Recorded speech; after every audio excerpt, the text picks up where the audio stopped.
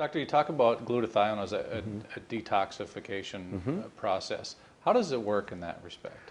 Well, first of all, glutathione is a phase 2 detoxification capability of the liver, and that's where most of the liver's detoxification comes from. It comes from phase 1, which is cytochrome P450, and it's kind of like a good analogy is kind of like when you take your trash out to the garbage can, then you take it out to the street. Phase 1's like putting your trash in your garbage can, and phase 2 is taken out to the street, because in phase 2 they combine the toxin with they conjugate it to an amino acid.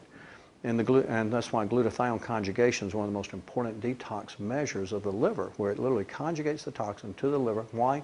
So that it makes it able to be excreted from the body, so it can be water soluble or go through the bile, see. And so that's why the conjugation process, there's other process of phase 2 important, such, this is the liver, there's, sulfonation, there's glucuronidation, there's methylation, so there's other ways, but the glutathione conjugation method is the best method of detoxification. Plus, you have detoxification not only in the liver, but throughout the body.